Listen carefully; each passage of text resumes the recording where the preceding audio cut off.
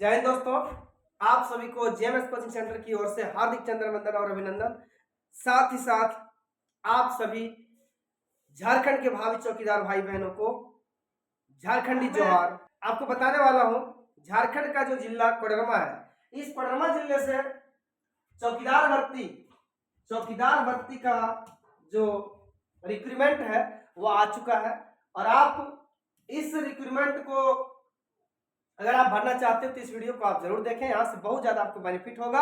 और साथ ही साथ आपको इसमें समझ में आ जाएगा कि जो चौकीदार भर्ती का फॉर्म अगर भरना है तो किस प्रकार से भरें, इसमें कितना पोस्ट है, कब तक इसका फॉर्म भराएगा, लास्ट डेट कब तक है, क्या क्या चीज इसमें लगेगा, मतलब एजुकेशन क्वालिफिकेशन क्या चाहिए और एज कितना चाहिए, एग्जाम कैसा होगा, इन सभी चीज की जानकारी मैं इसके माध्यम से देने वाला हूँ। साथ ही साथ आवासीय प्रमाण पत्र, जाति प्रमाण पत्र कब का लगेगा, मैं सभी जानकारी इसके माध्यम से आपको दूंगा। ठीक है, तो उपायुक्त जिला दंडाधिकारी कार्यालय कोडरमा, सामान्य शाखा आम सूचना, गृह कारा आपदा प्रबंधन विभाग, झारखंड राज्य की सूचना 20-32 दिनांक 7/4/2015 द्वारा निर्गत चौकीदार नियुक्ति नियमावली विभागीय अधिसूचना इतना सरकार के और सचिव गृह कारा आपदा प्रबंधन झारखंड राज्य के पत्रांक इतना पत्रांक दिया गया है, आपको पढ़ ले सकते हैं।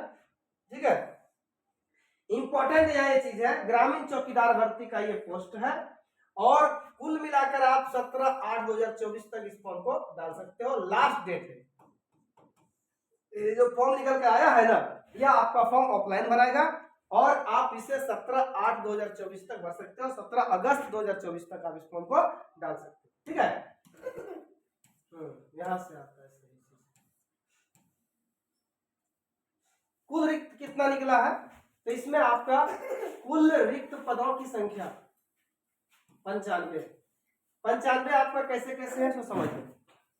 अगर अनारक्षित आप है, जनरल से है तो 52 सीट है जनरल के लिए। जनरल महिला है तो आपको 3 सीट, देखो महिला का अलग है, पुरुष का अलग, मतलब ये सीट दिया गया है। अनुसूचित जनजाति में 16 सीट है, यहाँ पर 1 सीट है। अनुसूचित जाति में कितना है, 0 है, 0। पिछड़ा वर्ग में भी 0 है, 0 है। अत्यंत पिछड़ा वर्ग में 17 पोस्ट है, 1 पोस्ट है महिलाओं के लिए। और ये ईडब्ल्यूएस में 10 पोस्ट है तो यहाँ 1 पोस्ट है। कुल आता है 95 पोस्ट और 5 पोस्ट आता है महिलाओं के लिए। ठीक है, अब आपको यहाँ पर कुछ परसेंटेज दिया गया है, अगर आप निःशक्त हैं तो आपको परसेंटेज मिल जाएगा, छूट उतना मिलेगा। ठीक है,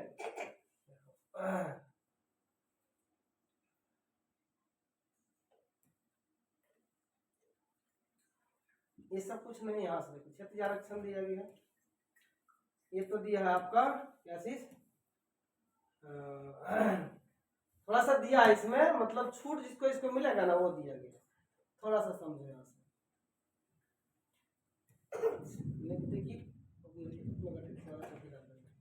चलो ये इस समय देखना है, आयु सीमा देखो, शैक्षणिक योग्यता यहाँ से इंपॉर्टेंट है। शैक्षणिक योग्यता, चौकीदार पद की नियुक्ति हेतु न्यूनतम शैक्षणिक योग्यता झारखंड राज्य के शिक्षण संस्थानों से 10वीं कक्षा में उत्तीर्ण होना चाहिए। स्थानीय रीति रिवाज भाषा का ज्ञान होना अनिवार्य है। अगर आप 10th पास किए हो और इसमें परसेंटेज के को महत्व नहीं है, आप किसी परसेंटेज से हो, 1/7/2024 तक 10वीं कक्षा में मतलब क्या बोलते हैं उत्तीर्ण होना चाहिए, 1/7/2024 तक। अगर आपने 10th पास किया है तो आप इस फॉर्म को डाल सकते हो। देखो, अभ्यर्थी का चरित्र अच्छा हो या आपराधिक इतिहास नहीं हो, शर्त की जांच नियुक्ति के पूर्व नियुक्ति प्राधिकार द्वारा करवाई जाएगी। ठीक, तो उम्र सीमा कितनी होनी चाहिए, देखो उम्र सीमा न्यूनतम 18 वर्ष, अधिकतम उम्र सीमा यहाँ पर दिया गया है, आप समझ सकते हो। ईडब्ल्यूएस और अनारक्षित मतलब जनरल के लिए 35 वर्ष, दिव्यांगजनों के लिए 45 वर्ष, पिछड़ा अत्यंत पिछड़ा वर्ग के लिए 37 वर्ष, और अगर पिछड़ा अत्यंत पिछड़ा अगर दिव्यांग है तो उसको 47 वर्ष। महिला अगर जनरल ओबीसी या अत्यंत पिछड़ा वर्ग है तो उन लोगों को 38 वर्ष, और अगर दिव्यांग है तो उसको 48 वर्ष। अनुसूचित जाति जनजाति के लिए पुरुष महिला है तो उसको कितना 40 वर्ष, और दिव्यांगजनों के लिए 50 वर्ष। देखो अब थोड़ा सा और समझ लो आगे, बीट का स्थानीय निवासी होना चाहिए। देखो बीट का स्थानीय निवासी होना चाहिए तो सब है।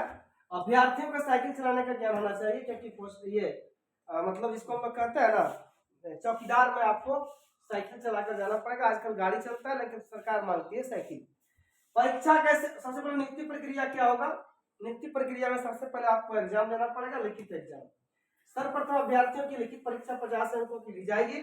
लिखित परीक्षा में जिला से संबंधित सामान्य ज्ञान, देखो लिखित परीक्षा होगा 50 अंकों का, इसमें से सामान्य ज्ञान रहेगा जिला का, और स्थानीय भाषा से संबंधित प्रश्न पूछे जाएंगे। स्थानीय भाषा आपका जो है वहां से प्रश्न पूछा जाएगा। 30% अंक लाना अनिवार्य है। 50 का 30% अगर निकालते हैं तो आपका कितना हो जाएगा? 15 नंबर जो है सो लाना अनिवार्य है 50 में से, नहीं तो आपका कॉपी जांच नहीं होगी। सफल विद्यार्थियों की उम्मीदवारों में 1:3 में जो है ना ये आपका निकलेगा क्या? मेरिट, जिसको बोलते हैं मेरिट नहीं, 1:3 के रूप में आपका सिलेक्शन होगा लिखित में। ठीक है, जैसे अगर मान लो 95 पोस्ट टोटल है तो एक पोस्ट पर 3 लड़कों का, 3 मतलब कैंडिडेट का चयन किया जाएगा। किसमें? लिखित परीक्षा में। 5 दिया 15 29 27 28 285 कैंडिडेट को यहाँ पर शॉर्टलिस्ट किया जाएगा फिजिकल के लिए। लिखित परीक्षा में पाठ्यक्रम 11 स्थानीय भाषा संबंधित 50 बहुविकल्पीय एग्जाम जो होने वाला है ये आपका ऑब्जेक्टिव टाइप का एग्जाम होगा। समय आपको 1.5 घंटा एग्जाम में मिलेगा। देखो शारीरिक माप के लिए ये तो पुलिस फोर्स का एकदम नौकरी है तो इसके लिए शारीरिक माप चाहिए। सामान्य वर्ग के लिए 160 सेंटीमीटर ऊंचाई, पिछड़ा अत्यंत पिछड़ा वर्ग के लिए 160 सेंटीमीटर, अनुसूचित जाति जनजाति के लिए 155 सेंटीमीटर और महिलाओं के लिए 148 सेंटीमीटर होना अनिवार्य है। देखो शारीरिक जांच परीक्षा लिखित परीक्षा में उत्तीर्ण शारीरिक माप में अंकित न्यूनतम शारीरिक मापधारी अभ्यर्थी शारीरिक जांच में भाग लेंगे।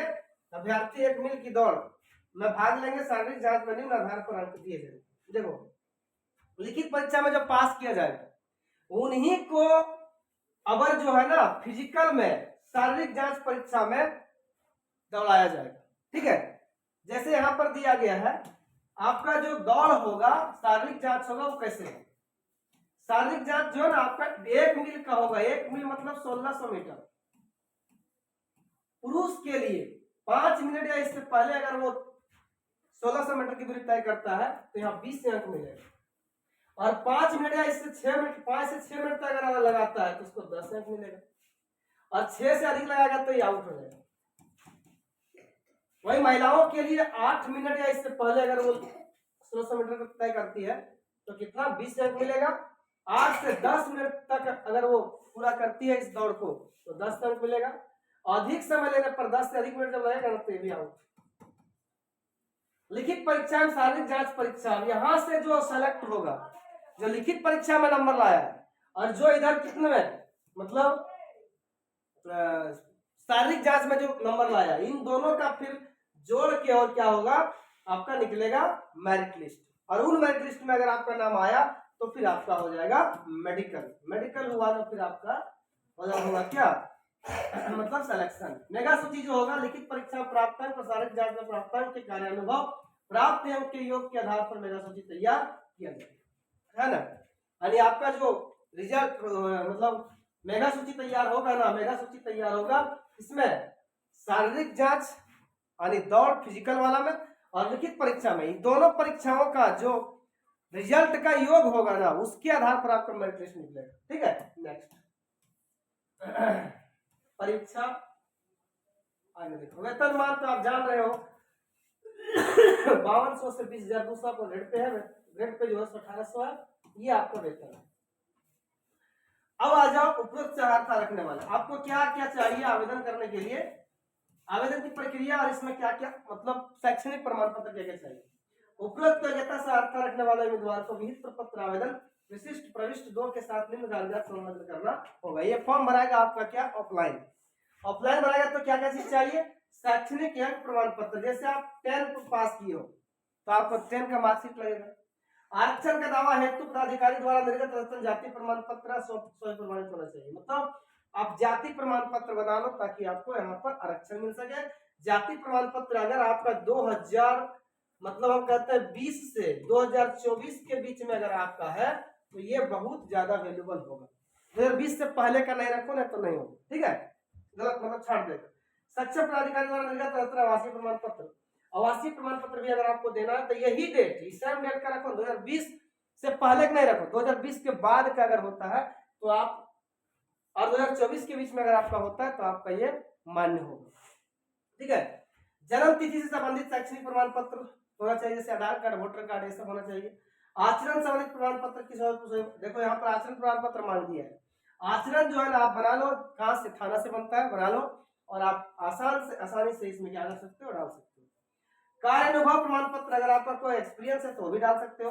और 2 पासपोर्ट साइज फोटो आपको देना पड़ेगा, मतलब 2 पासपोर्ट साइज फोटो देना है, जो क्या है मतलब आप जो फॉर्म भर रहे हो उस फॉर्म में एक तो लगेगा आपका फोटो, और 2 फोटो उस लिफाफा में डाल देना है, ताकि क्या होगा जब उधर से एडमिट कार्ड आपका आएगा ना, तो एडमिट कार्ड में भी रहता है फोटो, तो वो फोटो कहाँ से लाएगा, इसलिए आप अगर लिफाफा में डालोगे फोटो तो वही फोटो चिपका देगा एडमिट कार्ड पर, वो फिर आपका आएगा एडमिट कार्ड के साथ।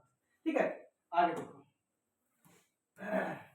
अब भेजना कहाँ, देखो भेजना कहाँ है, विहित प्रमाण प्रपत्र आवेदन बंद लिफाफा में दिनांक 17/8/2024 लास्ट डेट है, इससे पहले भर लेना तक जिला सामान्य शाखा उपायुक्त कार्यालय समाहरणालय भवन कोडरमा पिन 825410 में निबंधित डाक स्पीड पोस्ट के माध्यम से आवेदन भेजा जा सकता है।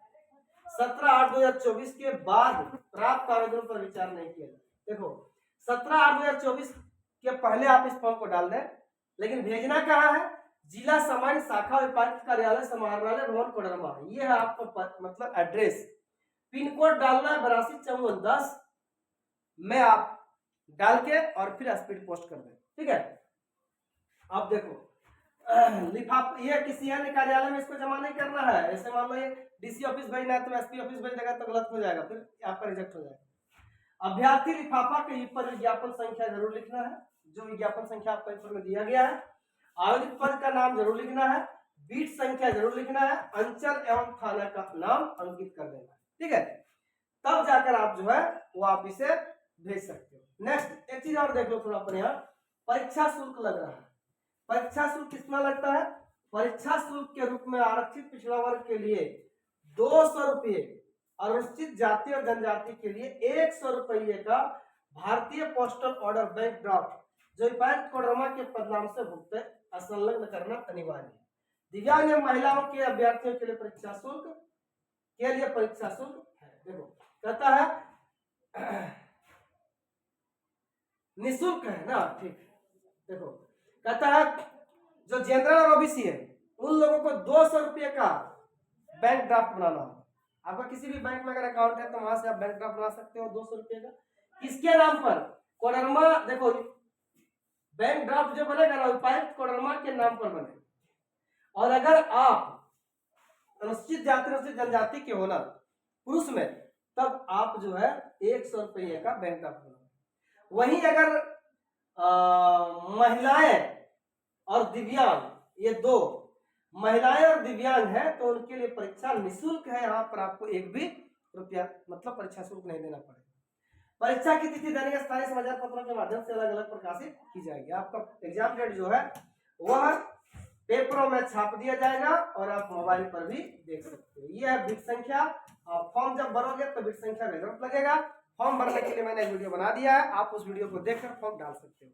साथ ही साथ अगर आप कोडरमा जिले से हो और कोडरमा चौकीदार भर्ती के लिए आप तैयारी करना चाहते हो तो हमारे साथ 9798577979 पर कॉल करके आप क्या कर सकते हो, हमारे साथ जुड़ सकते हो और यहाँ से मैं आपकी तैयारी भी करा दूंगा। 100% जो है ना, श्योर पक्का जो है ना, आपको अधिक से अधिक नंबर लाने के लिए मैं अधिक से अधिक संघर्ष कर रहा हूँ। साथ ही साथ अगर आप तैयारी करना चाहते हो तो कॉल करके हमारे साथ जुड़े। लाइव क्लासेस भी चल रही है, आप लाइव क्लासेस भी कर सकते हो शाम 8:30 बजे हमारे YouTube channel JMS coaching centre पर। ठीक है, तो धन्यवाद, फिर मिलते हैं इसी प्रकार के वीडियो के।